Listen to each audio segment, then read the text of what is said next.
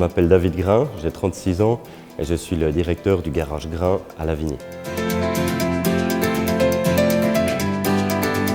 C'est avant tout un garage familial, donc familial depuis 1922, donc on fête nos 100 ans cette année.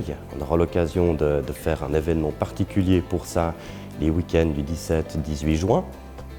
Et puis on est un garage donc, qui est basé à Lavigny, c'est entre Rolle et Morges, et on représente les marques Citroën, Mazda et DS. Comme tout fils de garagiste, forcément j'étais très présent petit, je venais régulièrement, durant mes vacances scolaires aussi. Après j'ai eu l'occasion de partir un petit peu travailler ailleurs, de voir ce qui se faisait ailleurs, en Suisse, à l'étranger aussi. Et ça fait maintenant 10 ans que je suis revenu pour travailler avec mon père. Au début je m'occupais des activités d'après-vente et puis depuis 2017 j'ai repris les rênes de l'entreprise. Des rencontres tout plein, tous les jours on fait des rencontres avec nos clients, des rencontres qui sont très enrichissantes. Également, j'ai eu l'occasion de travailler avec des gens et je travaille encore avec des gens, des collaborateurs et collaboratrices qui m'ont beaucoup appris et avec qui j'ai aussi du plaisir à travailler bien sûr. C'est des rencontres vraiment enrichissantes. Je dirais plutôt comme événement, un événement qui a été très marquant pour moi. C'était en 2017, lorsque on a fait justement cette passation de témoins entre mon père et moi. On avait organisé un événement pour ça et c'était quelque chose d'incroyable parce qu'il y a énormément de personnes qui sont venues nous soutenir là-dedans.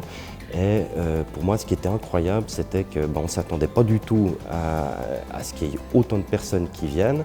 Et puis, pour moi, de voir tous ces clients qui venaient en gros, je dirais remercier mon père d'une certaine manière pour ce qu'ils avaient, le temps qu'ils avaient traversé ensemble.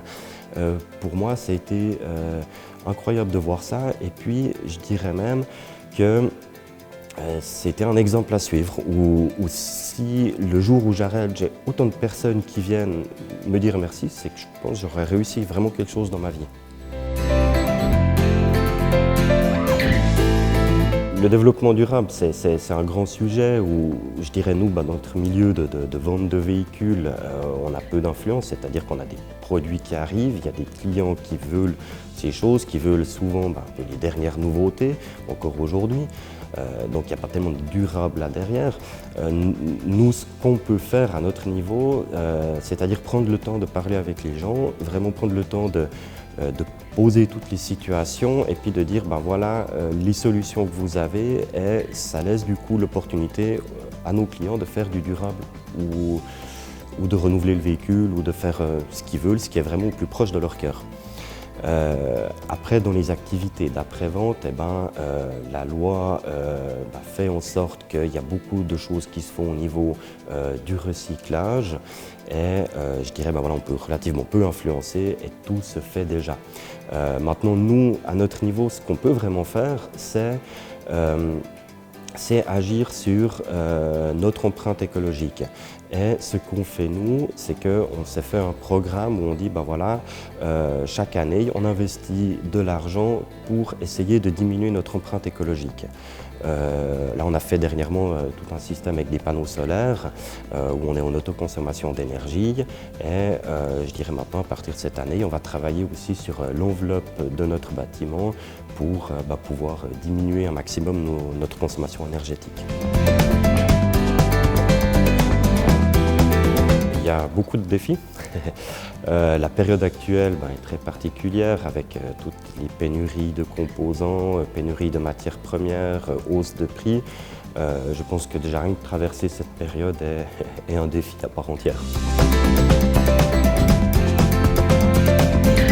Je pense simplement, on fête nos 100 ans cette année.